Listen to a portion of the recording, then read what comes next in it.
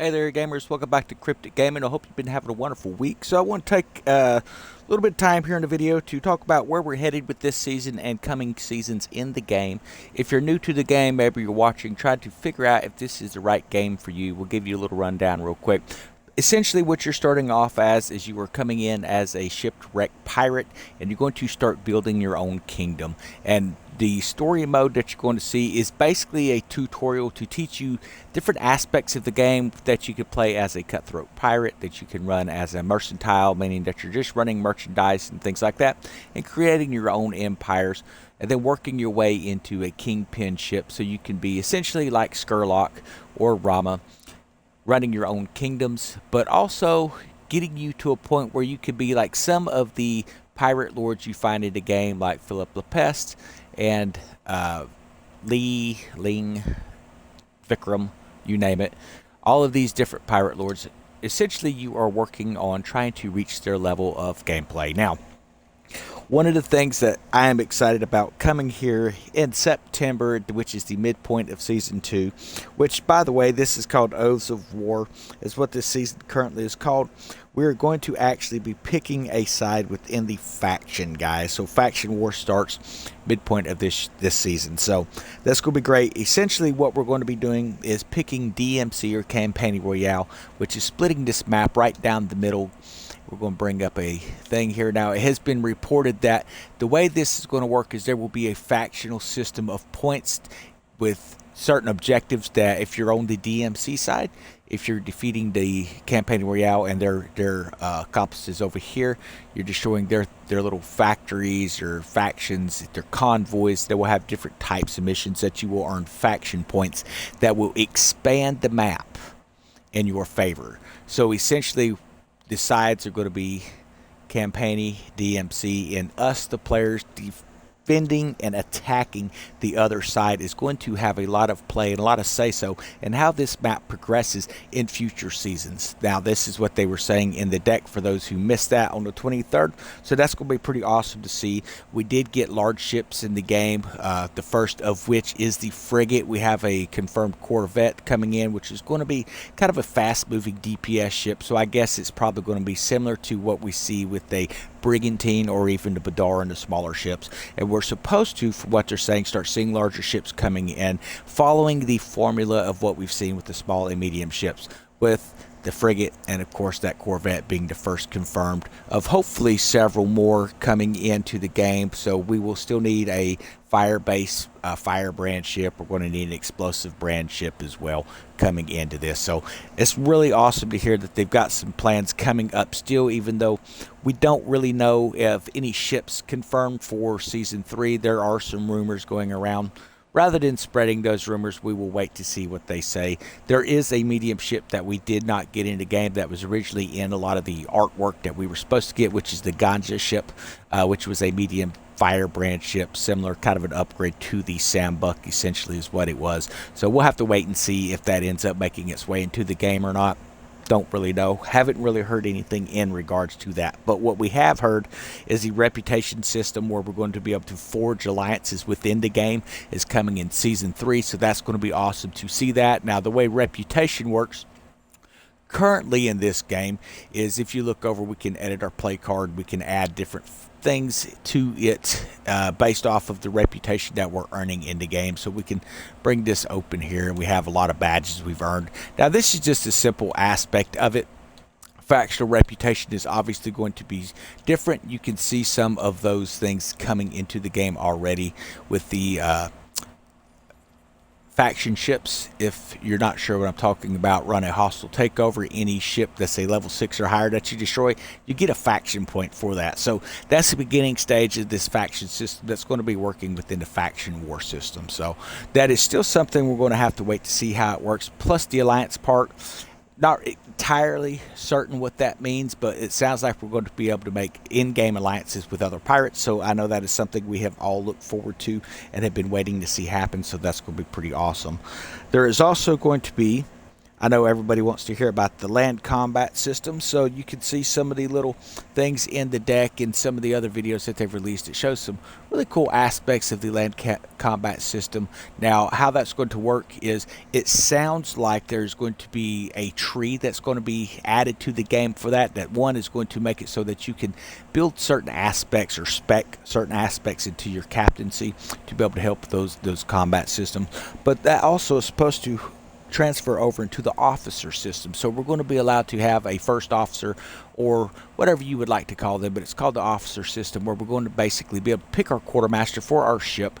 There's 4 confirmed. It sounds like one of them's going to be for more ship speed, more stability at sailing. There's going to be one that's going to have to do with like the faster reloads as well, and some other things. And again, you can find a lot more in this information within some of the articles that they've released in the decks.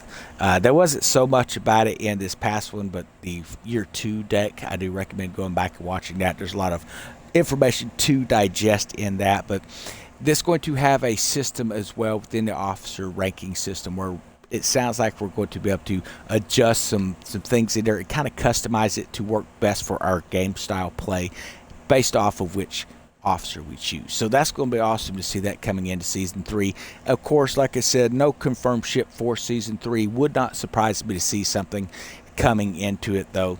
I know that's what we ended up noticing last year whenever the first season rolled out and we got that bark. It hadn't actually been confirmed, but we did get a bark, so that was pretty awesome to see that come into the game. So I expect we'll probably see something of some kind of worthwhile, but it is expanding into that faction system. Some future things that are going to be coming. Now, going into Season 4, there is going to be something called Territorial Control, Conquer, and Defend.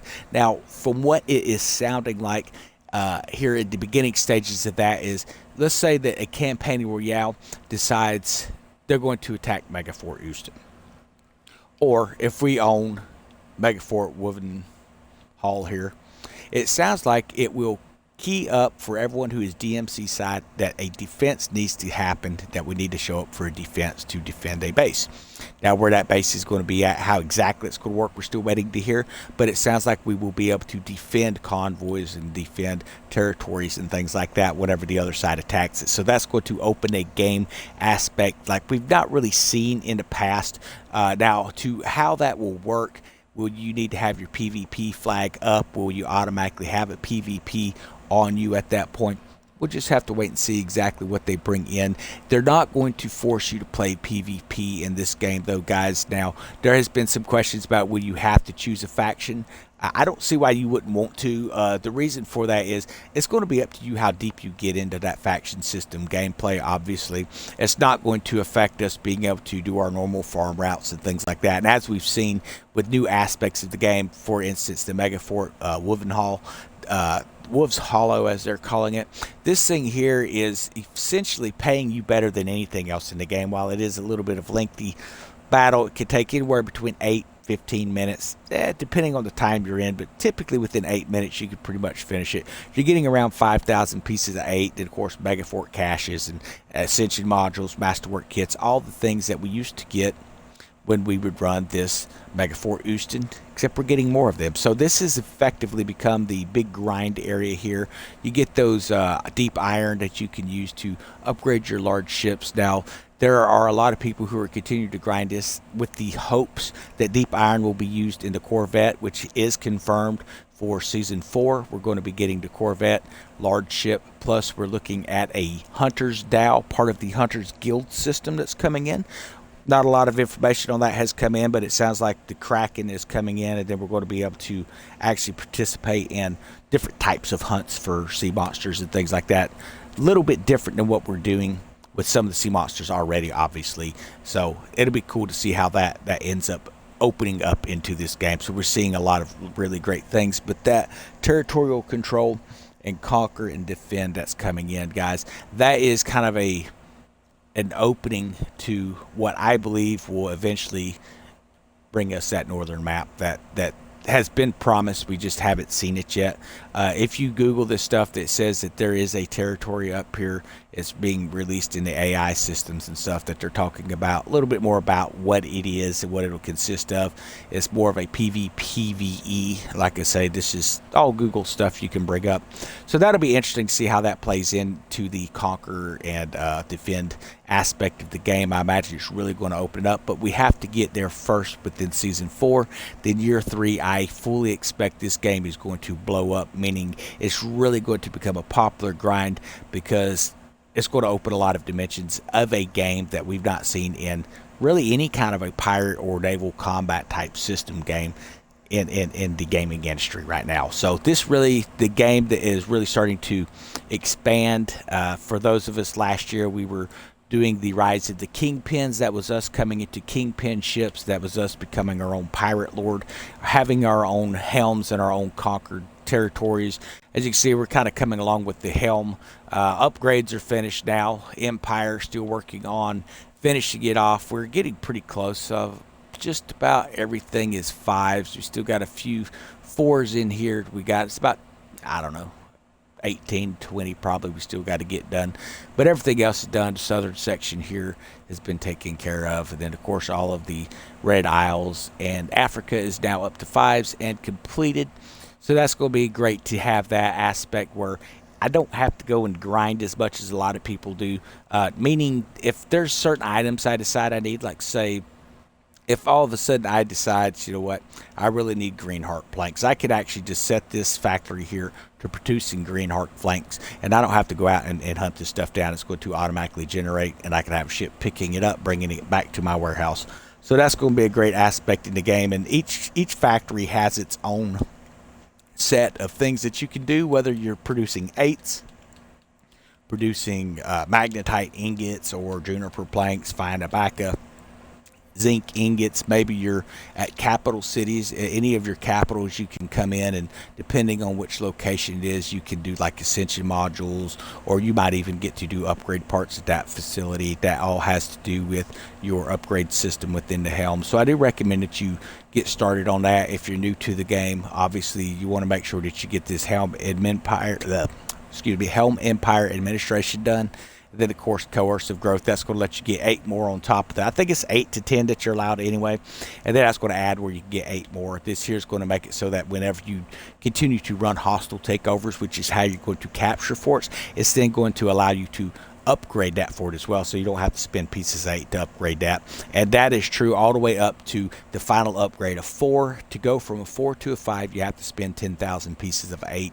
Everything else you can do just by farming, guys. But I do recommend that you get the helm here. This is what you want to finish off all of this northern tree pretty quick. At least get it to 1 of 3 on these. If you can do that, that's going to open up so that you can start creating skull products and start earning silver and pieces of 8 as well. I do this mostly for the silver. I turn and I sell this stuff to Rama and to Skurlock to get silver, and that's basically where it's at. So to answer the question that I always gets asked, how in the world do you have almost 140 million silver? Well, the reason it's not over that is because I've been rolling weapons, and I'll be back up to that probably by the end of the week pretty easy, and that's because I run the helm constantly. I run it in the morning when I get on, and then I run it when I go to get off the game in the evenings or whatever, you know, or as I log in and log out. It's not necessarily morning and stuff, but you can go to your helm and you can pick up a lot of things, which are going to be like fort battles and stuff that you can run and get those products. But yeah, there's a lot of really great things coming into the game, so I do recommend that you get involved in it now. For those of you last season, the Ascent into Chaos,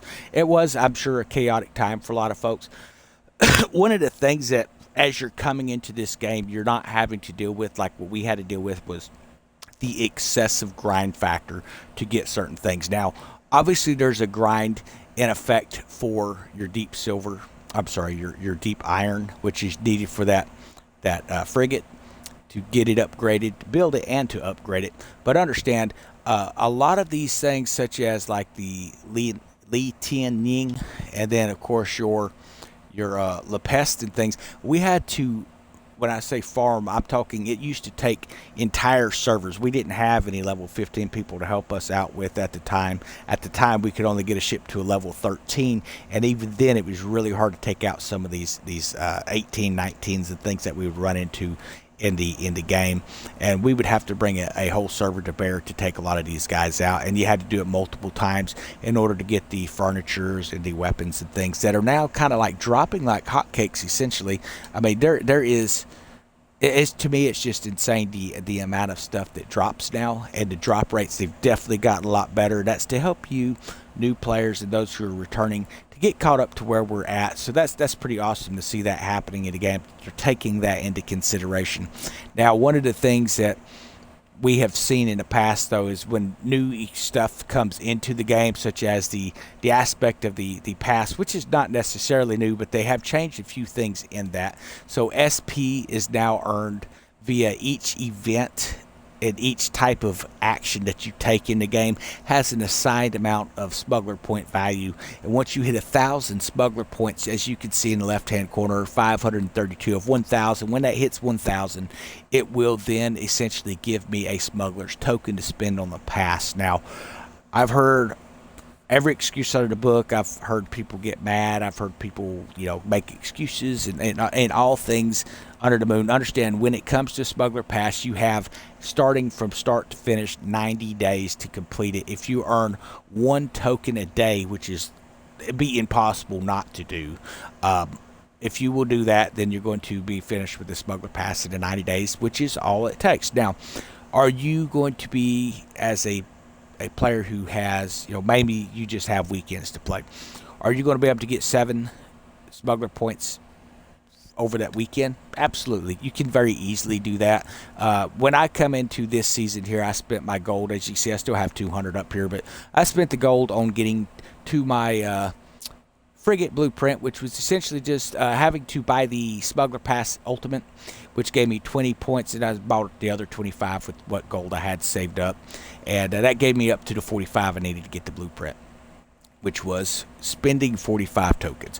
Now, since then, I've earned the other 45 tokens. I've went ahead and earned another 32 tokens. I bought Thunder Dragons. I've earned 3 more today in here, just kind of playing around a little bit. So you earn them pretty quick if you know where to earn them. So I'm going to go ahead and give you a hint here. If you are in Tier 1, guys, and now Tier 2 is going to pay higher, but Tier 1, if you will come up here and you will run Lambo Weaver, Palisade Bay, Seafood Lumberyard, and I do recommend throwing this Grande here. These are 4-stage plunders. You can run those 4-stage plunders in a matter of minutes, and that's going to give you 100 SP starting on the 29th of Tuesday. That'll be Tuesday coming up. On the 29th, it's going to give you 100 SP. Currently, it pays you 60 here in Tier 1, and it pays you 120 in Tier 2. On the 29th, it's going to pay 100 SP here in Tier 1. It's going to pay 150 SP in Tier 2. So running that, the reason I recommend adding this one into it as well is because it does include those basic relics. You can get a basic relic every time you farm this thing, and that is something that you can use to be able to run a buyout option. Now, a buyout essentially is where you will come into your helm here. You'll see like a helping hand in a circle. Well, I don't see any up here right now, but you would see that. It typically happens a couple times a day, and when you first log in, you can usually find one, and you will go and you will spend whatever the currency is that they want. Sometimes it's silver, sometimes it's basic relics, sometimes it might be hemp, it could be batik, it could be a lot of different types of materials. So that's why you want to farm convoys and things like that. I get asked all the time, what is the most effective thing to farm? And I'd say yes, meaning everything. Do everything, absolutely everything. You get a lot of different things just running these 4 bounty bosses. These used to be the bounty board bosses, by the way. They have changed that now. Show of Strength also. So they've changed that now where these major bosses are typically the bounty bosses now. Coming into it, so it'd be like Lee, the Hubok twins, and Vikram, things like that. And of course, you can find your sea monsters and things like that on there as well. And those are going to be some great aspects to grab some things. Everything pays SP.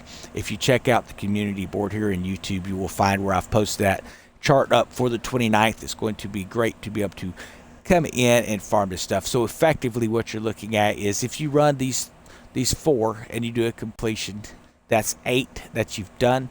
If you're pulling in, say, in Tier 2, 150 points, you're knocking that out pretty quick. If you run 10 of these, that's going to it's going to basically give you a token for every 10 you do at 100 SP on the 29th. You're going to earn 1,000, and that's going to give you a token. Plus, you're going to be completing some of those other objectives here. So you can come over here to the achievements.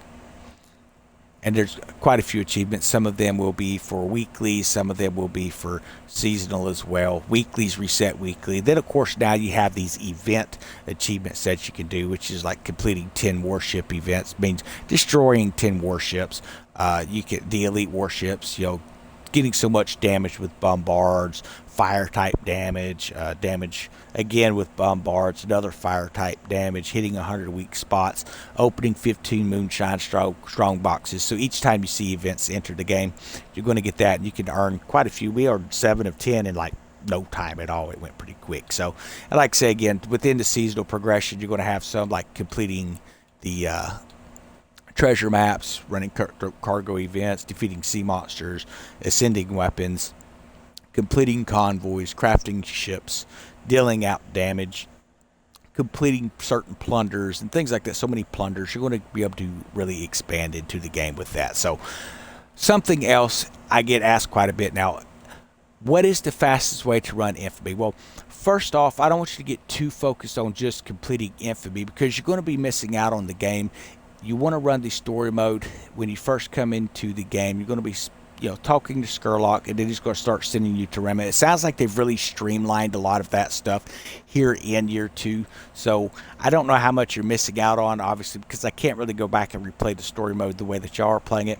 But I can show you if you're just wanting to get Infamy. So when you're looking at Infamy here, you're going to earn these guild points. There's a chart over here. As you can see, it says Diamond Current. That means I've completed everything I can for the season. And then weekly, it'll reset, and you can run back through it and earn more guild marks. Now, Infamy is what is going to rank you up to a Kingpin. So, Skurlock now has repeatable missions that pay 400 Infamy. I've heard that Rema actually has repeatable missions that pay up to 1,500 Infamy. Now, there is also something else you can do when you come out here and you destroy these towers. Every little guard tower, you don't have to come in and start a plunder, but just destroy the guard towers. All the guard towers that are located around St. Anne, all the guard towers that are located here in Africa, coming up through Africa. As you can see, there is a ton of guard towers. Just go through here and destroy them. Each of those guard towers is worth 100 points. And then, of course, when you have a larger ship, a medium ship, and you have something like a Mons Mag 3 or a Bombard 5 set up with some siege, you can come in, you can take out the towers, you can take out the walls, and be earning Infamy on that. As you see, there are a ton of towers. There is no reason that you can't run through here and complete your Infamy pretty quick at 100 Infamy plus, more for your higher end towers, your higher end things as well. So that is a great way to get your Infamy if you're starting off just destroying the smaller towers, as you start to get more powerful weapons to coming over here to destroying the towers and the walls. So those are going to be how you get Infamy. You can earn quite a bit of Infamy in a plunder. You can earn them just by destroying towers. You can earn some Infamy destroying ships. Most of these ships now only pay like 10. They got rid of a lot of the ships that were paying the higher values. They've reduced that. They want you doing other objectives now. So we're constantly seeing a point system shift within the game. That is nothing new. That is something we have been seeing since year 1, season 1. As they just try to keep the game fresh and keep you learning new aspects of the game. So don't let it get you upset, things like that. So I do recommend that you run these bosses that pop up in here, running all of your convoys. These are going to be great. It's like a Confederation of Iguana convoy. That'd be a pretty good one to run. Campaign Royale convoy. Come Faction Wars, this here will probably be awarding faction points. If you're on DMC side, you come over here and you destroy that convoy, we're probably going to earn a certain set of points that's going to boost our faction, and vice versa for those who come over and run like a DMC convoy, which they do pop up in here. So here's a Dominion Arepa, so that would probably pay some as well. So those are going to be some things to be watching for, guys, in the game. A lot of really cool aspects coming into this thing, and so a lot of things that they've left unannounced that's coming in that we can't really comment on yet. But let me tell you, if you're on the fence about whether or not to try the game and you're on a console, you can play it for free with that PlayStation Premium Plus. and you can play it for free on the Game Pass Ultimate for the cloud as well. There's almost always coming up once a month here lately. You've been seeing where they have weekend events where you can come in and try the game for free and play through it. You want to play, enjoy the game, enjoy the storyline, working your way into the Kingpin ship. There's going to be plenty of time for you to start grinding the events out. And what you want to do is get a good grasp of the game and a great grasp of what it is to do your ship builds. Now, in closing, I'm going to show you just the basic stuff here of shipbuilding and explain a couple things for you. If you've just coming into the game, or maybe you're just returning, you probably have heard some of this, but it doesn't hurt to show you. There are different ship types. So you have some that are like fast movers for ramming. So this would be like a very agile, high agility DPS build on a RPG type game. And then of course you have your tank class, just like you would have in an MMO. You have your support class, which would be like your healers. Then of course you have your barge class, or your basically be like a mages class. So you have different types. So like this one here would be your destructive or your fire mages. Then you have your destructive mages with your explosive. Is essentially what these ships are representative of. It's a ship instead of a character, but you could build multiple characters within the game because you're building multiple ships. And I do recommend that you earn all of the ships. What I don't recommend though is, and I'm going to show you something here. This was put out, and this is really just kind of a. I don't know why this was recommended within the deck, and I'm going to show it to you real quick. So it was recommended that you should maybe think about coming over here and buying these large silver chests with your guild points. Now, guild points are used to buy weapons. They're used to buy blueprints. Unless you own every blueprint and multiple of each weapon and each furniture in the game, you shouldn't be spending that on silver at all. There's plenty of ways to get silver in the game, smart ways without wasting your hard-earned guild points, which are awarded based off of infamy, by the way, guys. So up to you how you do it, but all of this stuff is awarded via guild points. So I would not start buying the silver chests until the end of the season. When the end of the season comes and we're getting ready for season 3, then yes, you can look at converting them over to silver, because the points do not carry over. We have to earn them all back over. Now, guild points are here to stay, but they do not carry over into season, new seasons. So that's something you need to keep in mind. That's one thing that they've announced. So that would be a waste of your currency to buy that stuff. Now, there are events in the game, such as, let's go to our calendar. This one here on the 9th of August, double silver weekend event. So this is going to let us earn double silver. Now, it has been surmised and suggested, but not confirmed, that any chest that you earn in the game right now, if you save it, that you can double up your silver on that day. I don't know that that's true, and it was even suggested that maybe you should go buy a bunch of chests and things like that. I wouldn't buy the chest, and the reason why is, one, you're just wasting hard-earned guild points. But what you can do is, if you run any event in the game, we know that is coming up here pretty soon as far as that double silver event. So what I would recommend is saving up your silver chests, as I've been doing, your silver boxes, your you can go ahead and use your gilded ready caches if you prefer to, any silver pouches. I'm saving all that stuff just to see if it actually allows me to, double that stuff up on that day. I don't know that it will. In the past, we've been able to do that, but like I say, Ubisoft is always changing the way we do things. But you should definitely be wanting to come in and do some serious grinding in this game to try and get your stuff that you are going to need to upgrade your ship. So I've been kind of working on like deep iron, and of course, the deep iron plates. So we're actually getting pretty decent drop rates of iron plates. Not the greatest, but some decent ones. We've earned 6 of those over there with the new fort. And then, of course, I've got about, I think we've got about 98 now, something like that, of the deep iron. So that's working out pretty nice.